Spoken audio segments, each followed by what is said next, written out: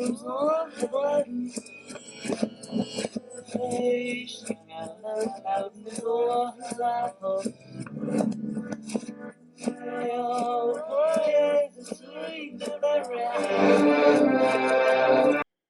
May 28, 1967, the Beatles released what some critics have called one of the most influential rock albums of all time, Sgt. Pepper's Lonely Hearts Club Band. In order to appreciate this influence, one must bear in mind that rock and roll was one of the more mainstream forms of music at that time. A significant aspect of this influence upon the rock and roll genre, and pop culture in general, concerns the layers of occult symbolism and themes embedded within the album's artwork, lyrics, and the music itself. While this type of thing may have been done here and there previously, Sgt. Pepper's set a new standard in this area and raised the bar quite a bit higher. And for 50 plus years, fans have ranged from vaguely curious to obsessive, trying to decode it all. It wasn't until fairly recently that someone purportedly involved with the group has come forward to acknowledge and comment upon all of this out in the open. That person is William Shepherd, also known as Billy Shears, also known as Sgt. Pepper. Although the Memoirs of Billy Shears was first published in 2009, very few people I've spoken with have even heard of it, which is interesting when you consider how long it has already been out and the fact that Gregory Paul Martin, son of the fifth Beatle, Sir George Martin, wrote the foreword and recorded the audio version. Now in its fourth printing, the 2023 version has even more footnotes packed into its 666 pages. The sheer vastness and depth of information contained within the book should speak for itself to any inquisitive Beatles fan, but I will add to the above comment about Gregory Martin that this book was first published on 9/9/09. Besides the obvious occult numerology contained within that date, it also happens to be the same date that the entire Beatles remastered catalog was reissued, according to Billy and Wikipedia. You don't have to buy into any Paul is dead conspiracies to notice the basic genius in releasing a book like this simultaneously with the reissuing of the band's catalog. Obviously, it's going to help sell way more of the albums. So on the most cynical level, it could be viewed as a brilliant and highly entertaining form of advertising. But more importantly, the shared date of 9/9/2009 indicates to me that the money behind the Beatles' reissue campaign is also behind the Billy Shears books, of which there are several supplementals, as well as high-end websites. If this was all not okay with the Beatle Corporation, I would think they would have put a stop to the Memoirs of Billy Shears campaign, which is clearly profiting off of the Beatles years ago. The idea that the Beatles Corporation would be behind the publishing of such a book raises a lot of very important questions, which the Memoirs of Billy Shears provides quite a bit of response to.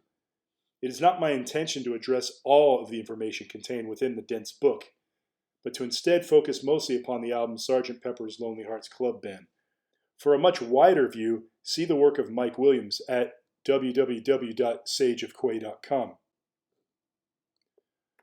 Word of caution. The Memoirs of Billy Shears is certainly unique. Although it seems to self-identify as a novel, I would also classify it as a work of powerful black magic. Some might view a blog like this as a form of advertisement for the book, an observation I can't honestly discount completely. But I also don't think the insight this book provides into the inner workings of social engineering by way of entertainment is something that can be totally ignored without consequence. An autopsy is unpleasant, but with the right approach and protective equipment can provide vital insight into things. If one views the reading of memoirs as a sort of gruesome but necessary autopsy, perhaps one can both appreciate the caution required while also respecting the vital information yielded in the process. And here we see a picture of Paul McCartney, supposedly on August 25th, 1966. And then less than a year later, we see Paul McCartney, June 25th, 1967, and his whole facial structure looks kind of altered. Notice Paul's likeness depicted on the left, revolving out of the picture on the cover of the Beatles' 1966 album Revolver. Was this an early clue anticipating Paul's exit? Who is Billy Shears? Who is Sgt. Pepper? And is Paul dead? For those who are new to all this, there's been a persistent rumor going clear back to 1966 that Paul is dead. That is, Paul McCartney, bass player and lead singer of the Beatles. Well, how can Paul be dead if he continues to release music and perform as of the day I typed this out? According to the Memoirs of Billy Shears, Paul McCartney, along with a passenger named Donna, died in either a car accident or some sort of satanic ritualistic manner, or both, on September 11, 1966. At some point, he was either decapitated or his head was brutally smashed in some way. This was something he apparently foresaw and had repeated nightmares about beforehand.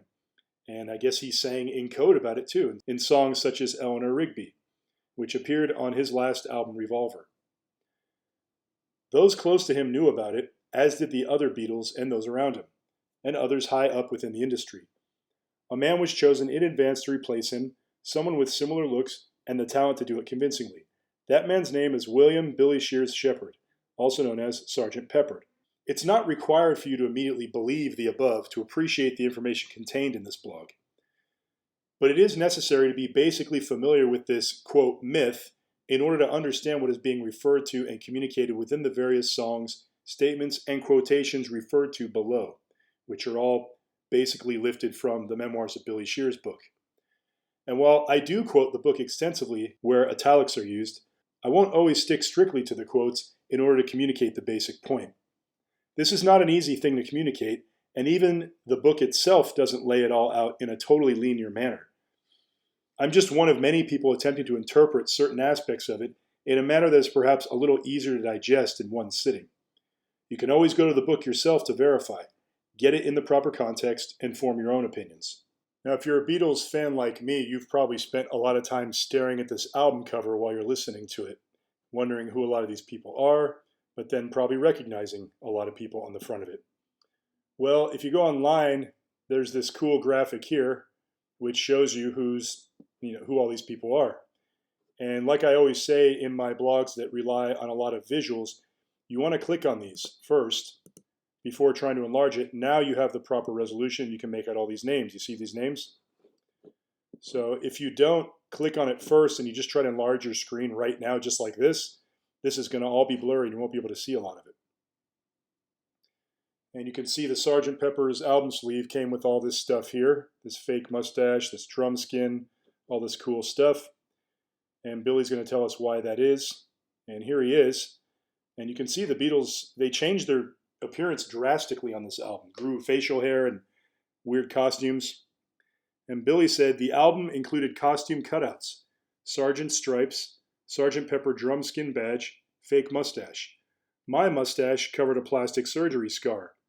The others wore fake mustaches to see us all as equally altered. In other words, Billy's the guy who looks different. So in order to sort of camouflage and distract from how different he looks, they changed the appearance of the entire band, so it'd be a little less noticeable. The focal point on the album cover is the drum. We hit a date on the drum skin. Hold a mirror up to the words Lonely Hearts to indicate the date. Holding a mirror halfway down those words makes it possible for the world to see how I live as Paul. Looking through the bent back tulips. I won, IX, he, die, pointing to me. With a diamond. IX equals 9, I1 equals 11. Paul McCartney's expiration date, 11 September 1966, 11/9/66 or 11/9. We left years off in casual writing then. I wanted to add the year to the drum skin, but could not make it look right. Mal Evans, Peter Blake, and I worked together with the year as part of the drum clue. I1 IX 1966. In the mirror, it looked like Lonely IB. I said, Lonely Hearts. We wrote it out in capital letters and could see that it resembled I1 IX he die. That is how I came up with the full title and decided to have me on the cover standing above the pointer. I said Joe F. Grave, Epitaph Grave, designed the drum skin. It is a clue. Americans saw 11/9 as November 9, 1966, the night John met Yoko, which some saw as the death of the Beatles for those who blamed her. It was not Yoko, it was me, the absence of Paul. Drum X also equals X'd out Paul.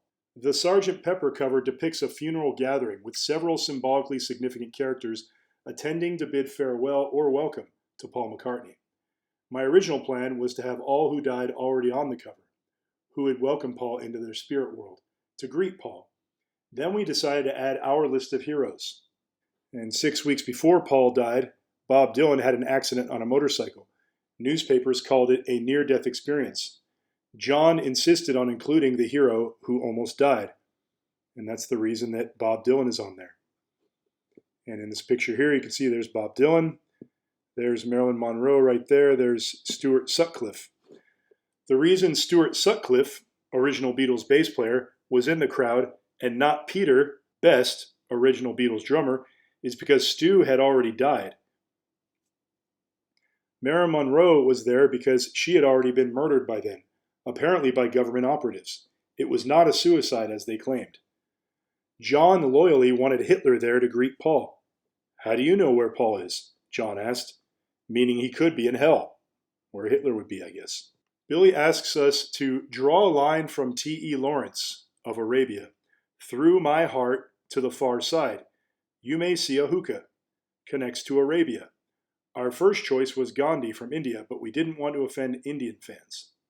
Same with Jesus. Look for more lines through the heart and where they lead. So here's Lawrence of Arabia, and you can see I've drawn a straight line through Paul's heart, or Billy's heart, William's heart, and it goes to this hookah over here.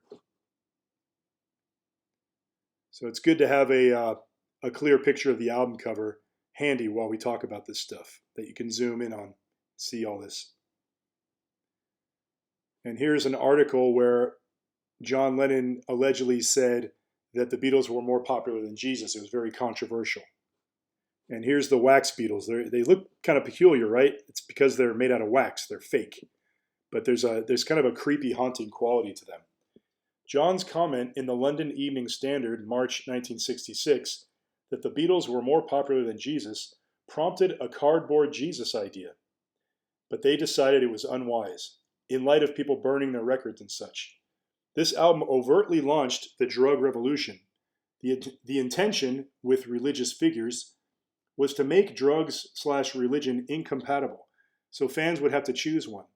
Choosing drugs would distance them from Christianity/religion. Gloomy wax figures made them, the Beatles, look dark, down, and out of date, especially in contrast to the bright and lively present pallbearer group, the new Beatles, with Billy, that is. The idea for the Wax Beatles was from Tweedledum's lines to Alice from Alice in Wonderland. If you think we're waxworks, you ought to pay, you know. Waxworks weren't made to be looked at for nothing. Notice Wax Paul's head. It is small like his frame. My head is more elongated, more oval. So if you close up here, you can see the old Paul's head is kind of round, and the new Paul, William's head, is more elongated. He's also taller by, I guess, an inch or two. All Wax eyes look down at the gravesite below, except John. What John looks at can be discovered by placing your square across the cover for a straight line that intersects with all others crossing through my chest. Continuing that line through me, you'll be looking at the breasts of Diana Dors, UK sex symbol. Now, why did Billy say to place your square across the cover in order to draw this straight line? Why didn't he just say put a ruler? What is a square? He's referring to this. This is a builder's tool, a builder's measuring tool. And it's also one of the tools used in the Freemasonic symbol. So Billy makes a lot of references to Freemasonry. So there you can see these Wax Beatles are all sort of looking down this way, and John's looking over there at the breasts of Diana Dors. Carl Jung's shadow from his glasses looks like a third eye. A ray from his third eye through Paul's heart points to the third eye on a statue from John's house. And you can't see it too well, but there's this little spot, indentation definitely on Carl Jung's forehead, going to this statue here, which also has a weird indentation on the forehead. Palm above the head equals sign of death. Paul M. Off to the side is Paul M, substitute, wax substitute. Centered on the bottom, see statue of Shiva, the destroyer. Two hands pointed down to Paul's grave. One pointed to the wax Paul, and one to me, to whom Paul's head is figuratively affixed. beheading that mystical boy who bestows that new head on another, confers the rule of that head that I wear like a crown. To the replacement Shiva destroys, enhancing me, transforms me into a mystery idol. There's a lot of weird cryptic language like this. I'm not really going to try that hard to decipher it for you. I'm going to let you decipher it yourself, but it's all very creepy. And you can see Shiva's one hand is going up here and one's going towards Paul. And then two are pointing down to presumably the metaphorical grave of Paul. I am the wild card. With the likeness go the ace of spades, being the substitute for Paul. Hold a ruler from Oscar Wilde's head to my heart and see where it goes. It goes to the card that has gone wild on Shirley's lap. Look through the wild card to see the wild card. Extending that line takes you to the driving glove. All right, so there's a lot going on there. So let me just break this down a little bit. There's Oscar Wilde, okay? Historical figure. Straight line going through Paul's heart points to Shirley Temple's hand, which has cards in it. Now, obviously, that's not the real Shirley Temple. That's a doll. I didn't know this until I read the book, but that is supposed to be a doll of Shirley Temple, who's actually standing right here. That's her. She was a very famous child star actor back in whatever it was, the 40s or 50s. And this creepy, what looks like old lady's lap that Shirley Temple is sitting on apparently is another Shirley Temple doll. I can't really see it myself, but I think that's what Billy says. And one hand of the doll has this glove here, which appears to be red, or they're saying bloody. And it's not that easy to see, but you can see some cards in the hand here. So this is all stuff I never noticed until I read this book. And wild card, and wild card, what is that? You can replace anything. You can make the wild card can turn into anything. So I guess the idea is that Billy was the wild card that got replaced or something like that. So this whole area around Shirley Temple seems to represent the death of Paul McCartney.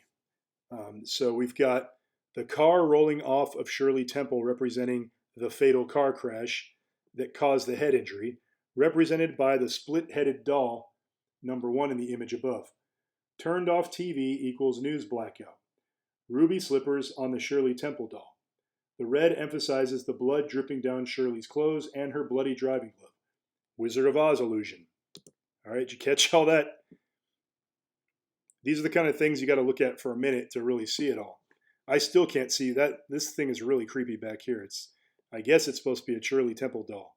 So I label that number 1. This one's number 2. And you can see this kind of looks like a road here. And I guess this is supposed to be like the car that crashed. And all these rose petals or whatever, that's supposed to be blood.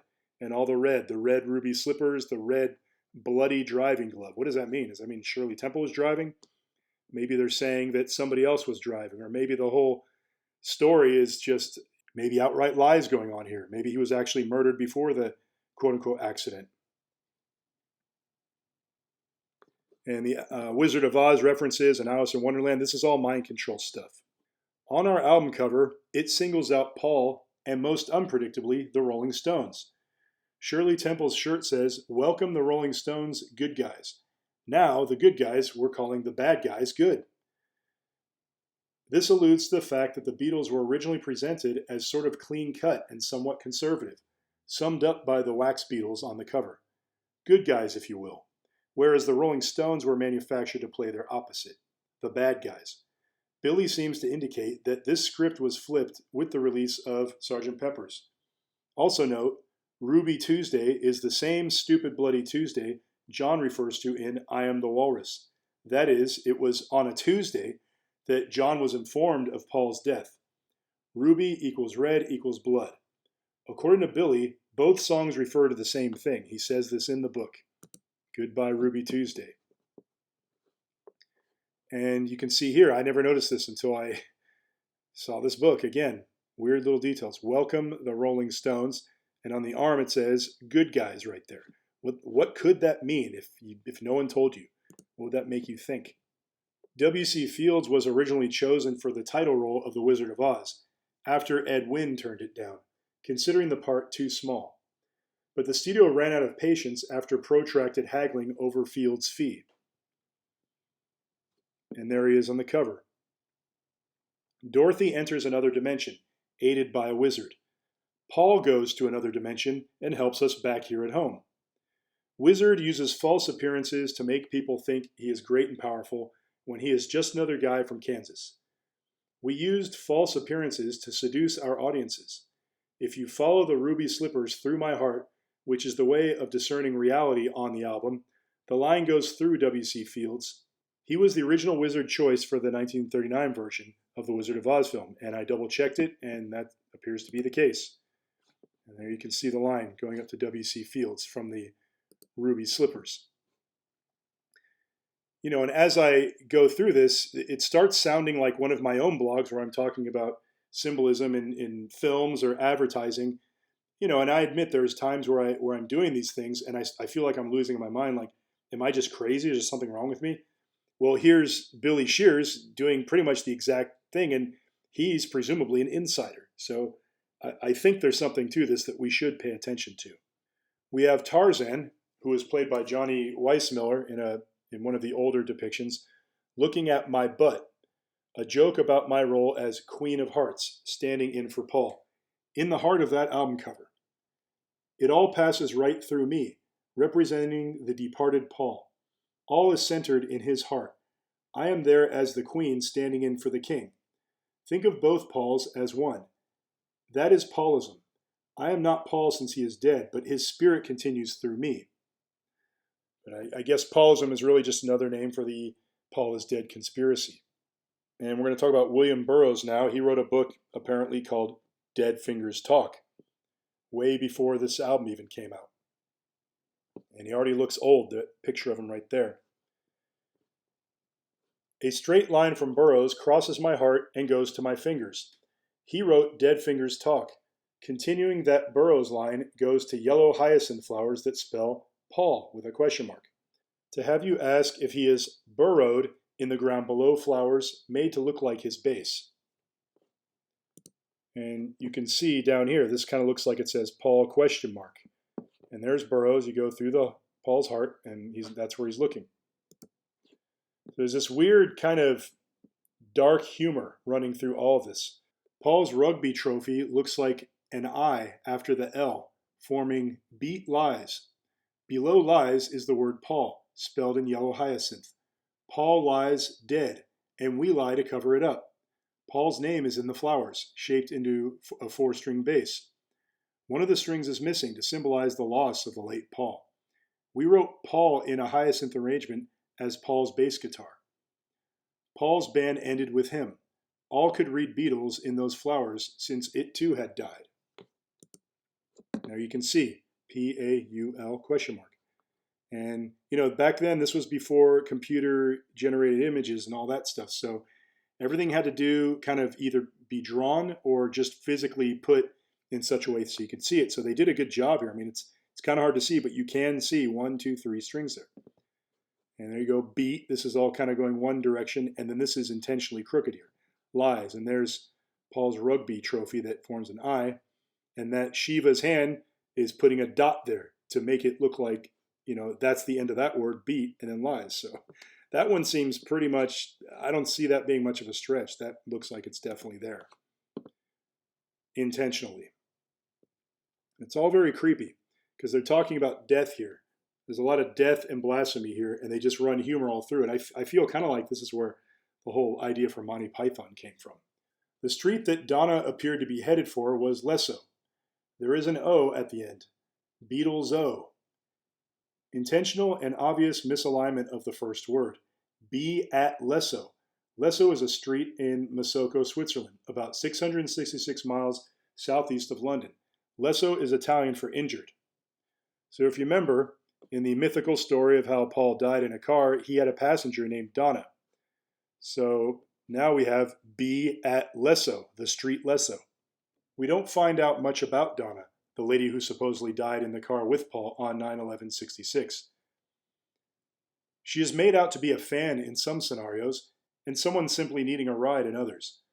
Although the Memoirs of Billy Shears makes it clear that Paul's head was badly bashed or altogether removed, the exact manner in which he died seems to be buried within somewhat of a riddle. Shirley Temple's bloody driving glove, referenced earlier, is a clue I'm not sure what to make of, but seems to connect her more specifically to the alleged car crash. And again, that's the glove we're talking about right there. That's Billy's back, not Paul's, on the back of the album. On Sgt. Pepper, I stand with my back to the audience because I am the conductor. We were the first band to provide lyrics on the cover. So here it is. You see all these lyrics. This is the back of the album. So he's saying they were the first band to do that. They probably were. Can't think of any other bands that did it before 1967. So now we're going to talk about this patch here, which looks like it says OPD, which people say means officially pronounced dead. So this is supposedly a clue that he's telling you right there, I'm dead. When I said publicly that OPD is Ontario Police Department, that was as honest as I could be without revealing the true meaning. He's talking about what Paul McCartney has said publicly about this. Investigators discovered there is no such department. It encouraged the conspiracy buffs, while it could point to something which was correct generally. From a police department. We conspicuously displayed the patch to the side. The police explanation also worked because of the sergeant title. We intentionally bent the OPP patch to make the final P look like a D. A mechanic from the garage of the Ontario Provincial Police gave the patch to John after a Toronto concert, 17 August. My uniform was an OPD patch, officially pronounced dead. Omitting P and D from Shepherd leaves Shear. 20 years before Sgt. Pepper's Lonely Hearts Club Band was released, another Billy Shears is said to have passed away, the year Crowley died, but promised to return in 20 years. If he died, he must have risen. Although I am the Billy Shears from Sgt. Pepper's, it doesn't mean I am the only one in the music world. Crowley dies at 72. 7 plus 2 equals 9. So Aleister Crowley died 20 years before Sgt. Pepper was released. Billy makes it obvious that he is knee-deep into the occult and numerology, allocating the number 9 to himself often.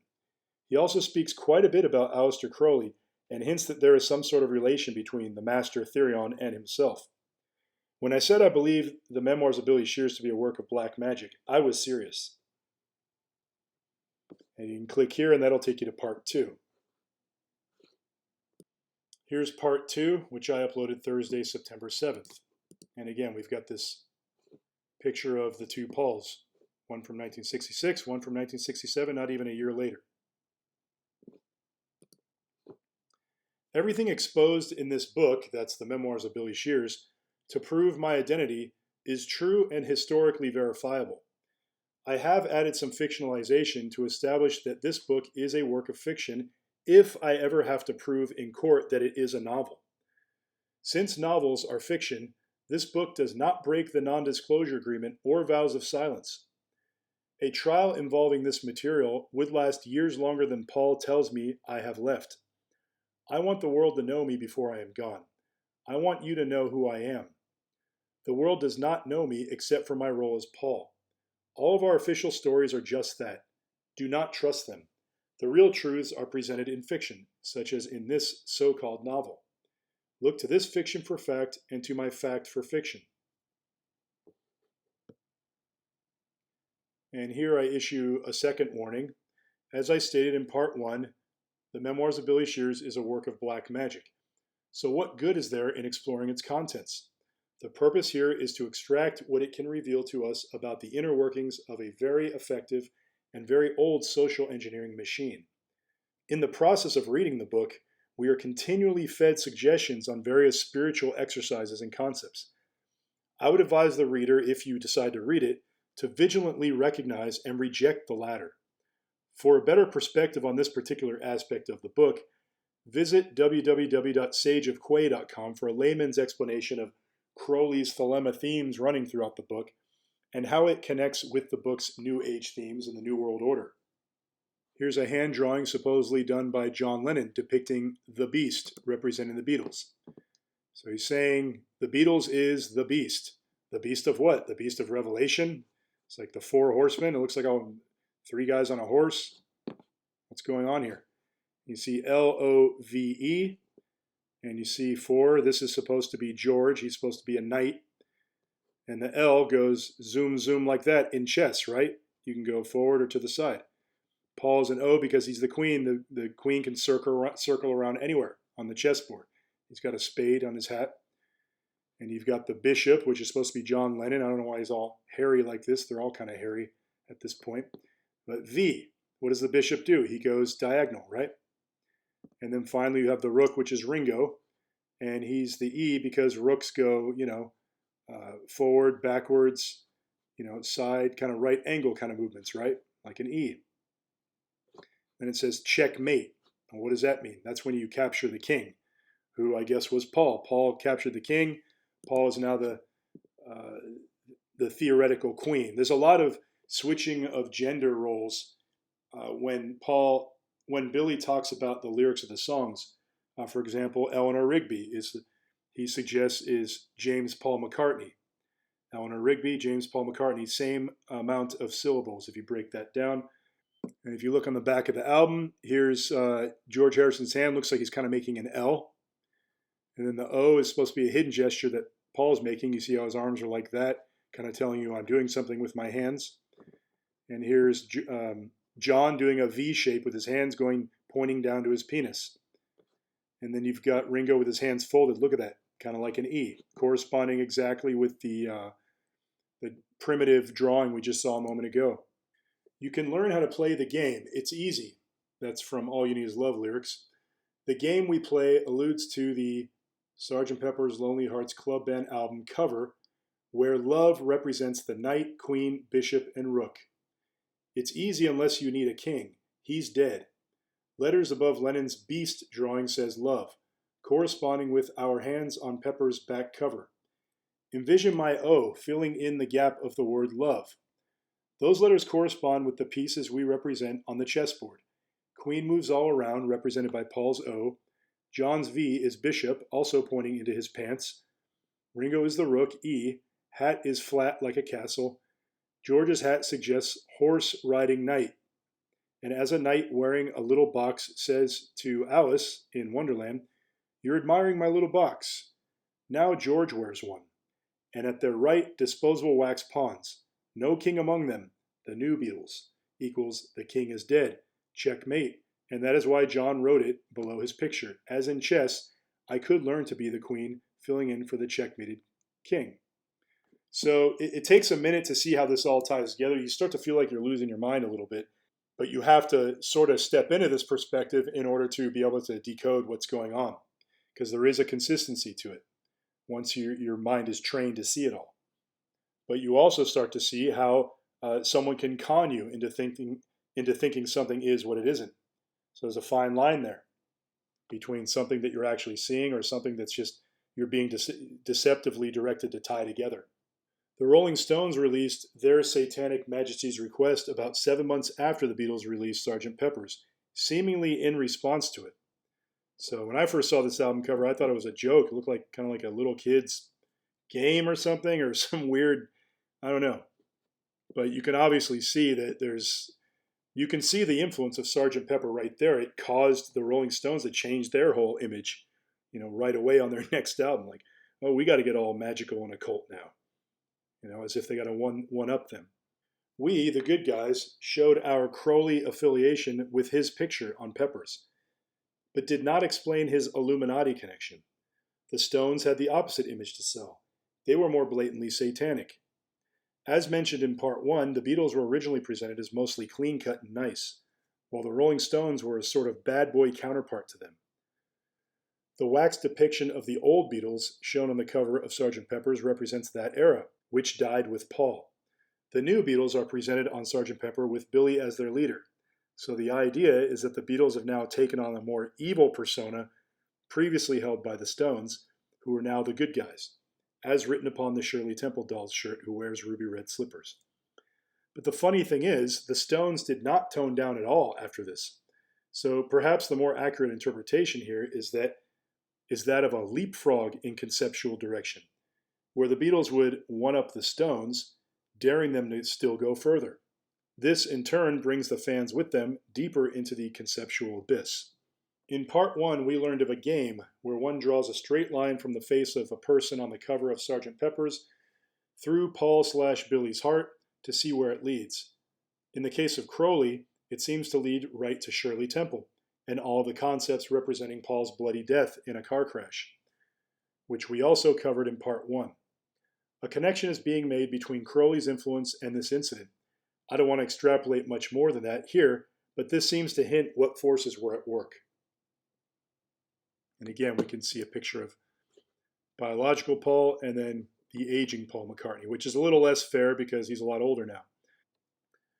I am what people would commonly explain as being possessed by Paul. When I did Sgt. Pepper's, it was obviously not Paul's style. I am revealing a lot about my private self in hopes that before I cross over back to Linda, I can pull myself back together to be not two Pauls, but one William. My Beatles career, had a downside for me. It isolated me from friends and relations. I became the lonely Sgt. Pepper wanting to get back home. A nowhere man fool on the hill. One of the lost and miserable lonely people that we describe in our songs. These tears from hurting lonely hearts were shed by Paul's family, friends, Jane Asher, bandmates, me, and others. In my life as William, I was not as successful. Still, it was my life. You may be rather surprised to discover how much that matters. I was. The earlier roles I played, such as Vivian Stanshall, did not take over, as the Paul role did. And some lady did a really cool video on Rumble. There's a lot of videos about this book. I'm just taking my own angle on it. But this lady actually put together this potential family tree. I don't quite know where she got the information. You can watch the video at Supernatural Beatles. That's a channel on Rumble, and you can get a better explanation. But at the bottom there, you can see William Wallace Shepard. That's Billy Shears. It was 20 years ago today, Sgt. Pepper taught the band to play. That's from the song Sgt. Pepper's Lonely Hearts Club Band, first song on the album. That is part of why I wrote It Was 20 Years Ago Today, Sgt. Pepper Taught the Band to Play. Until I made that song about my band, the album had no focused concept. When I sang The Teachers That Taught Me Weren't Cool, I was singing about old school days, but also more specifically recent Beatlecraft schooling. Aleister Crowley died on December 1st, 1947. The Beatles' Sgt. Pepper's album was released in 1967, 20 years later. Given that Aleister Crowley is pictured on the album cover, this is probably something worth considering. Are they saying that Crowley influenced them? Billy backs this up in the Memoirs of Billy Shears by heavily hinting that he is not just steeped deeply into Crowley's occult religion, Thelema, but may even be related to him somehow. According to Mike Williams, that's sageofquay.com, Thelema is the religion of the New World Order. Crowley's presence is on the album, if not directly operating through William Billy Shears Shepard. Perhaps this Beatlecraft schooling, the craft equals Freemasonry, is a subtle reference to the teachings of Thelema within the Beatles. Let me introduce to you the one and only Billy Shears. That's to tell you that Billy is Sgt. Pepper, and the Beatles is now his band. On the cover, we contrast the old drab Fab Four with the new. Bill or Billy are my nicknames. William, Will, Billy, or Bill. A Google search will typically designate Ringo as being the Billy Shears character introduced in the song Sgt. Pepper's Lonely Hearts Club Band, simply because he sings the second track, which is presumably sung from the perspective of Billy. And here you can see I did a search for Billy Shears, and Ringo Starr is the first result. With a little help, answers the question from Don, that's Donovan. Over dusty years, I ask you, what's it been like being you? I imagine the world asking that. Using Ringo's voice, I answer, because it is less polished. I answer Donovan as if in interview. Ringo gives answers as I would. What do I do when my love is away? I missed her terribly. I need her help to do this work, but that doesn't fit the song. Are you sad because you're on your own? No, that is a lie. I was in denial. Here's a poster for the film, Sgt. Pepper's Lonely Hearts Club Band, where Peter Frampton plays Billy Shears and Billy Preston plays Sgt. Pepper. They're depicted as two different characters, I guess, in that movie, which is interesting. I pinched a line from him, William Shakespeare, for "with a little help from my friends," as if the press asks how it feels to be the new Paul. The song flows like an interview. Same with Baby You're a Rich Man. The first of these uses lend me your ears. Those words come from the play Julius Caesar. I allude to this speech to establish the Sgt. Pepper scene. Mark Antony standing over Caesar's corpse to share words for burial, a funeral oration. Shocked Romans gather for Caesar as each of the Pepper's mass gathers for Paul. Inserting Paul's name where Shakespeare penned Caesar. I come to bury Paul, not praise him, so let it be with Paul. Antony's negative speech triggers a resistance. If I were to speak negatively of Paul, saying that he was some Satan worshiper, most readers would angrily resist it. Going too far causes others to push back. That was what Antony intended for Caesar. And here's a screenshot from the film version where Charlton Heston plays Mark Antony. The BBC banned With a Little Help. With that same concern in mind, they banned Fixing a Hole, Lucy in the Sky with Diamonds, and A Day in the Life. As premeditated, the cooperating media helped the world contemplate government trying to block the Beatles from encouraging drug use. Fans sided with the band, objecting to those who would block it. Many people tried drugs because of that celebrity, that is the Beatles, endorsement. Publicity from the band boosted album sales. Millions of people suddenly opposed those who opposed drugs. It turned fans against their governments. William recycled I Get High from I Want to Hold Your Hand, which had a light overdub, I Can't Hide. A lot of younger people may be hearing this and going, well, what's the big deal? Well, America and the world in general used to be a more conservative place. And there were negative things about that, but there were positive things about that. You know, having everyone on drugs and just chaos everywhere. I mean, as I've said in other blogs, do you really want to live in a Mad Max world? Because in that world, it will be Darwinism. It will be survival of the fittest. And if you aren't the fittest, you will be going down. You will be a slave. You won't have protection. There's no cops. You see what I mean? The world of tribal warfare is a very violent one and chaotic one. So what we're, getting here is the history of how our society sort of evolved into what it is today, and how we need to recognize that there are aspects of that aren't necessarily good, and we need to recognize that. Maybe we've gone a little too far here, and maybe we've been led this way. Maybe it wasn't us that came here of our own free will. Maybe we were led here by people that want to actually destroy us. That's kind of the heart of what we're probing here. And I hope that's clear. Paul first promoted LSD in Life magazine, June 1967, a month after unveiling Sgt. Pepper's. The album, especially with Lucy in the Sky, was the new door to a psychedelic parallel universe. And it's interesting to consider how William Shatner did this horrible spoken word rendition of Lucy in the Sky. And you ask yourself, why did he do that? Besides just giving us something to laugh at. And well, it was banned. So, maybe he was promoting it because it was getting banned and they really needed to get it out there. They meaning the powers that be that own all the media.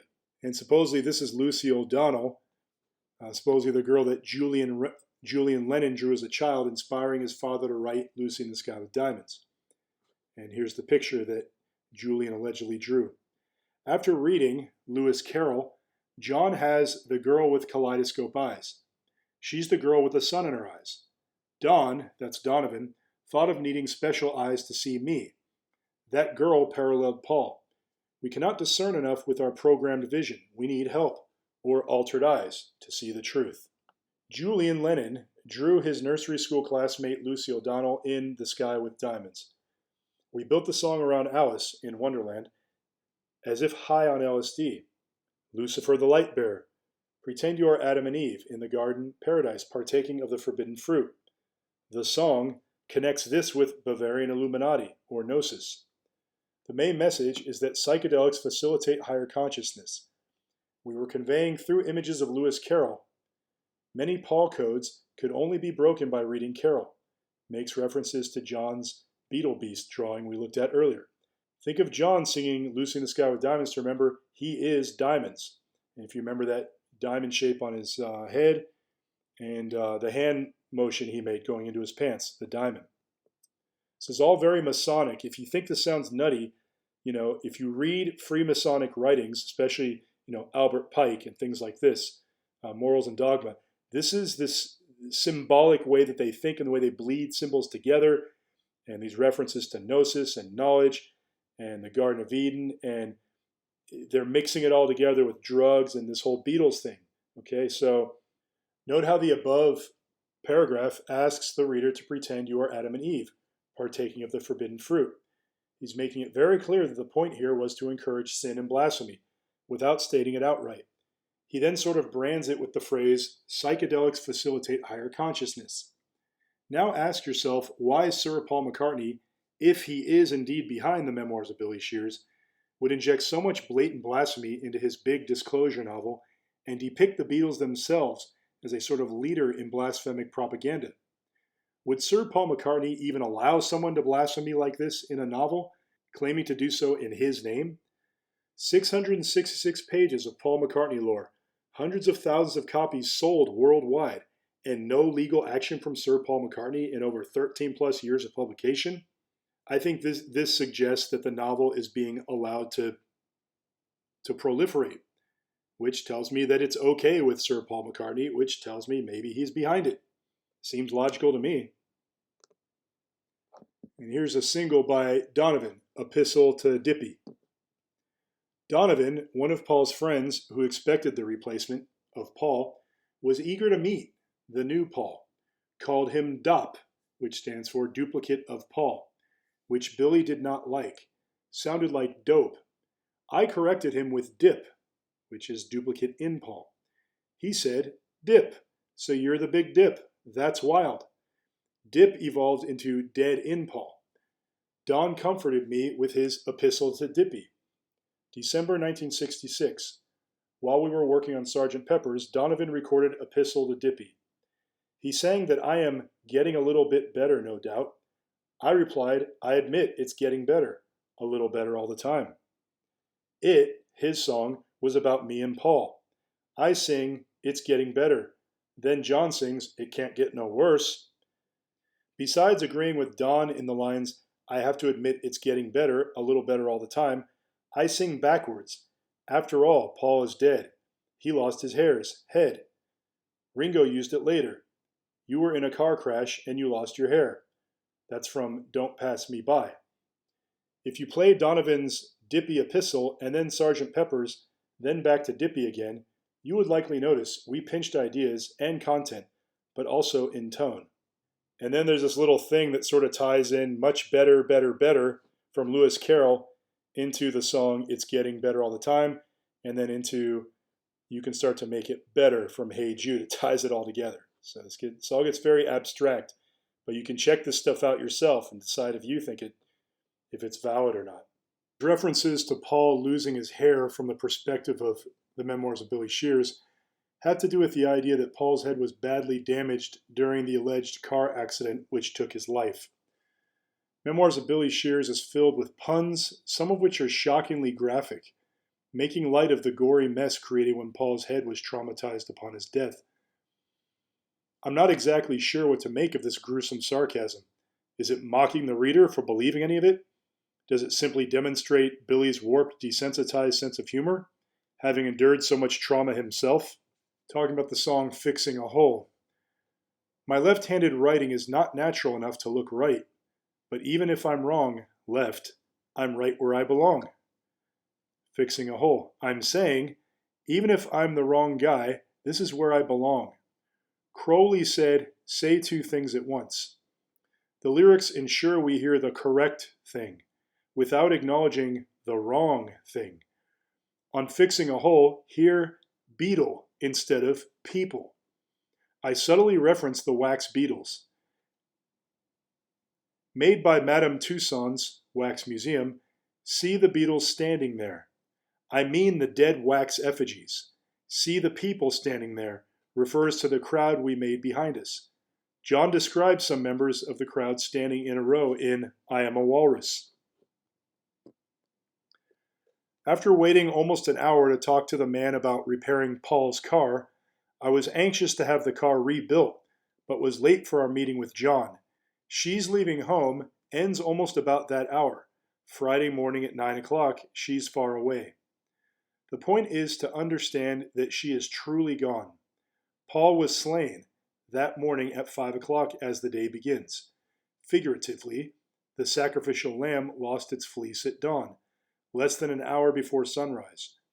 George points to the time on the back of Sgt. Pepper's later when he sings, "Caressers fleeced you in the morning light, casualties at dawn." That's from the song "When We Was Fab" by George Harrison. And you can see here in the picture, there he is, pointing at 5 o'clock. Note that Billy states above that Paul was slain and goes on to compare him to a figurative sacrificial lamb. Was his death really an accident, or is more being hinted at here? Recall an earlier quote where Billy said that simply announcing to the world that Paul was a Satan worshiper would have provoked resistance from the public. Was Paul actually a Satan worshiper? Was his death a result of some pact he made where his life was the sacrifice that needed to be made? The book seems to encourage us to think along these lines. Reading the back album cover, notice love spelled out with our hands, but you cannot see my letter O because I am turned round. Someone left a hole in the Beatles' "Love That I Must Fix," along with the hole in Paul's head. Some fans knew it was not Paul's back, Billy's back. Paul came back as Billy. And we talked about this earlier, and you can see the L is the hand there. There's the invisible O. There's the V by the hands, and there's the E with the hands. Within you, without you. George posits that in exchange for the world, my soul was sold as one of those who gain the world and lose their soul. He knowingly asks if I am one of them. George wrote it. It was his advice and warning to me. Many others had tried to turn me into Paul. George told us it had to come from within me, and not in every outward aspect. He said, I'm one of the people who hides behind a wall of illusion. Try to realize it's all within yourself. No one else can make you change, George said. I should care more about love than about playing and posing as Paul. John understood and reminded me from time to time. That idea formed the foundation of All You Need Is Love. We were talking about the space between it all, making us subject and object rather than being fully perceived as one. I symbolized the empty space on the back of the Sgt. Pepper when we spelled love with our fingers, except that Paul was dead and concealed. My fingers were not showing. I secretly made an O with my hands while I was standing in for Paul. Only those who saw the false Paul fall could see the meaning. He sang, I'm looking through you. You're not the same. To see the O, you had to look through me. On another level, George was saying that all life energy goes on, that intelligence is inside and outside of us. Life energy flows on within us and without us, meaning inside and out, here, there, and everywhere. These words from George in this song were his very best and are fairly close to what he said when we were talking about it before he wrote the song. And here's an image from a video of George Harrison on the Dick Cavett show from 1971. And he seems to have an awareness of the big picture of what's going on in the world. And at the time, people probably just viewed him as very eccentric. Oh, he's rich and he's famous and who knows what he's talking about. But you can almost see a serious, there's a humor there, but there's kind of a serious sarcasm behind it that hints that this man has seen dark things. And he kind of ironically and comedically and sarcastically says, Big Brother is watching you. And he's talking about all the cameras everywhere and how it makes him anxious, how he gets anxiety. And after reading the Memoirs of Billy Shears, you can kind of empathize with these guys a little more in the world that they live in and how they have to deal with it. And how would you deal with it if you found yourself in such a situation? And maybe you want to repent, or maybe you want to go back and undo it, but you can't. It's too late. You've already made the Faustian bargain. When I'm 64, George, Ringo, and I met for the first time. I was at the piano. We got things going with When I'm 64, a song Paul had written and enjoyed. It was the first song recorded that ended up on that album, the first song for which I sang lead. Jim McCartney, Paul's father, was not 64 until 7 July 1966, 66 days before Paul died. Entering EMI alone on 8 December, I became nervous, concerned my voice was obviously lower than Paul's. I told him, George Martin, that I would sound more like Paul if we sped up the track. The master take had been in C major, but we sped it up to D flat major, which is C sharp. My new Paul polish made it more polish. I can remember listening to this song as a child, noticing that the pitch had a peculiar quality. Now, all these years later, I decide to slow the vinyl record down to the key Billy claims it was actually recorded in. Lo and behold, it sounds much more normal, and I have no doubt this raising of the pitch was done intentionally, as Billy claims. Sgt. Pepper's Lonely, during reprise, covers fake backmasked message. It was a fake mustache, which ties our cutout disguises to our facades. These backmasked messages are explained by Billy to be backwards messages which can only be heard by playing the music in reverse.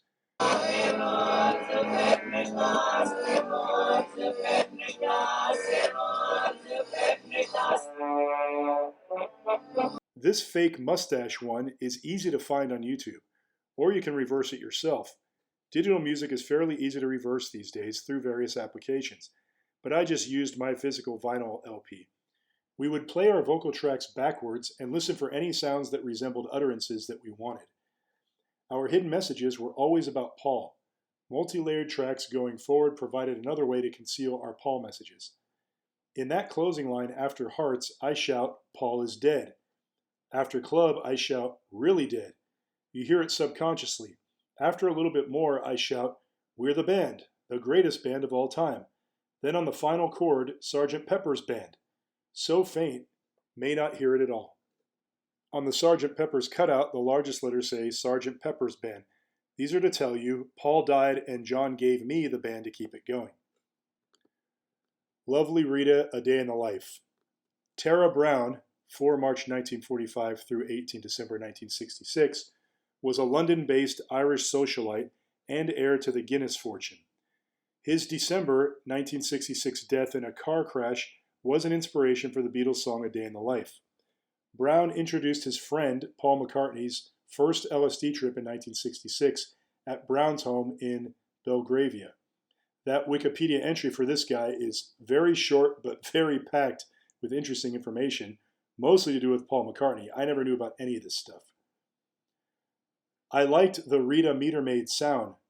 John added Paul at 21 seconds to 23 seconds to clarify the song's subject, and you'd better believe it at the end. She, Rita, was a young hitchhiker who, in this book, is Donna. The fiction is that Paul could not keep his eyes off of her. He didn't notice that the lights had changed. The Death Cab, for Cutie, lyrics are similar to those by John's song.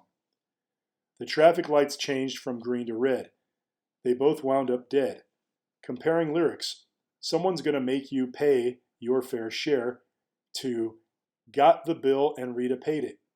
The Beatles got the bill, me, costing the lives of Paul and Rita, star-crazed Donna. They both paid the fare for that fateful ride into the new Beatles phase. Borrowing details from Tara Brown's death, John said Paul ran a red light to instill the idea that Paul died in a crash without giving details.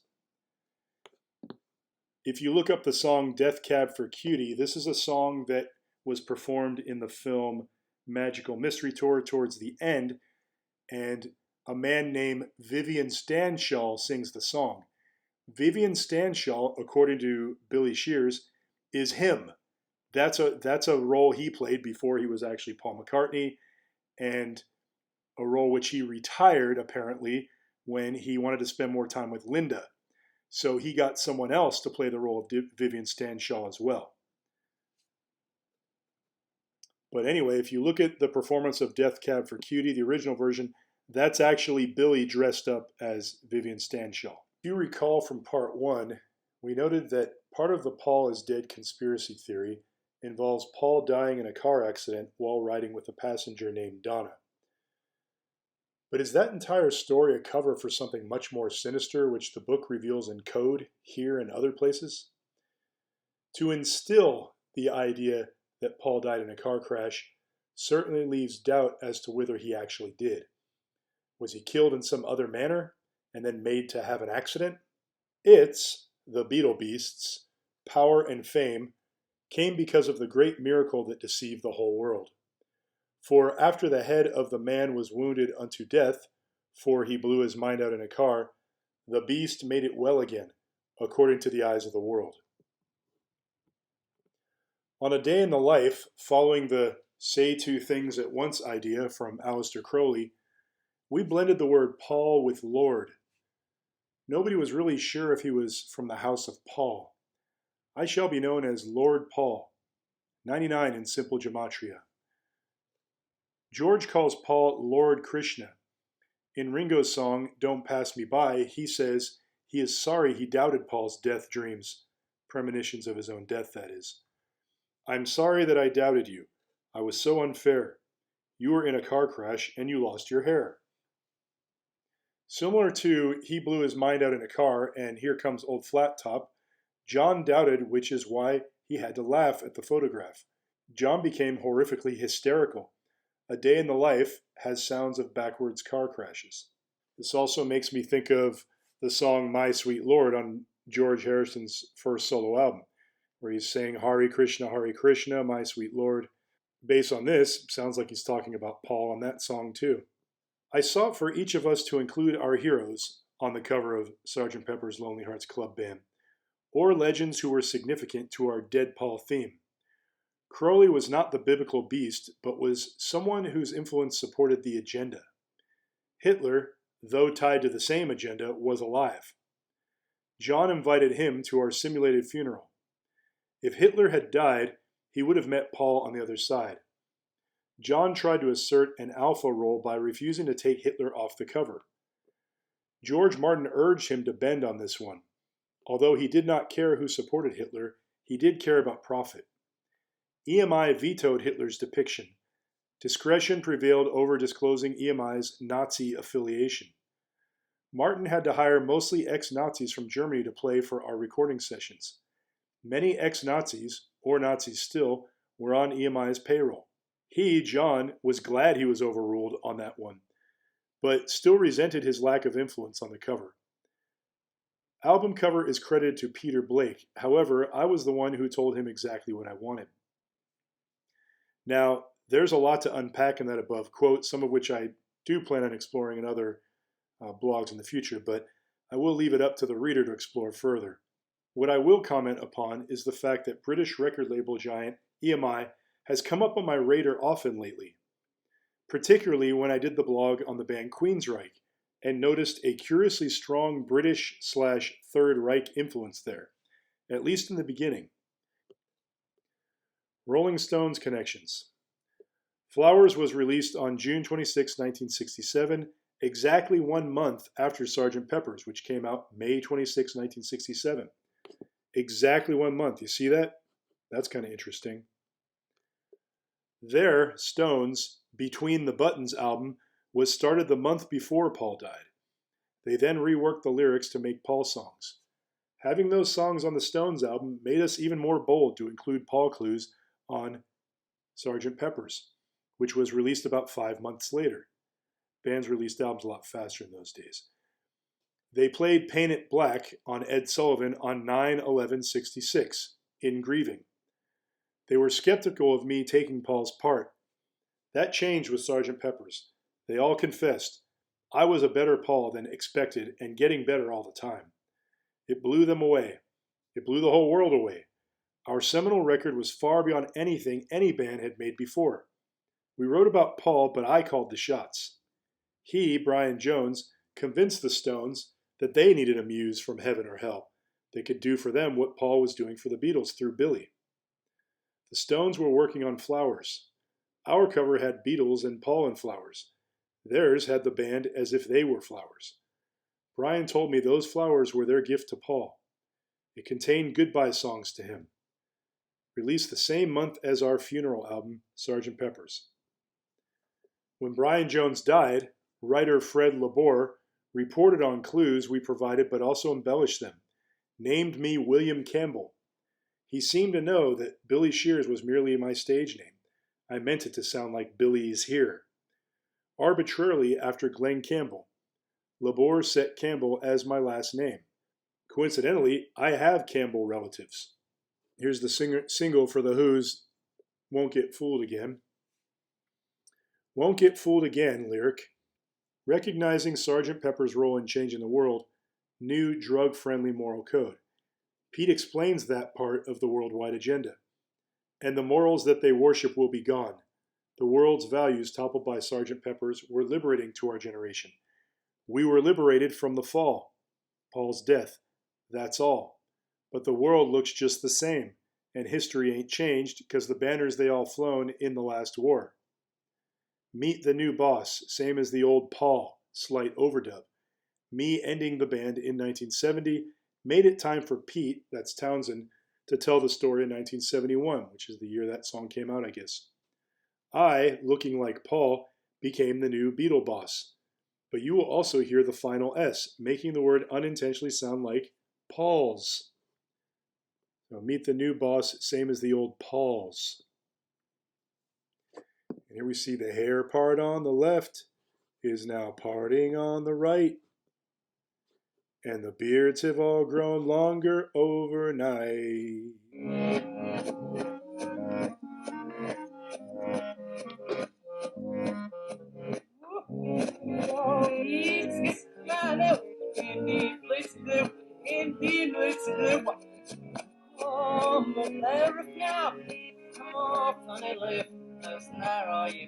Ja, we're release this eye.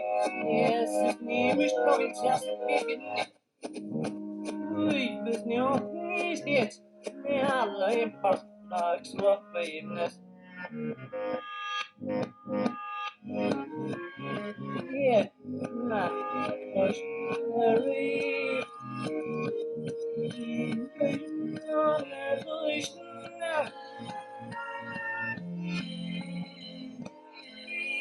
Yes, Memiores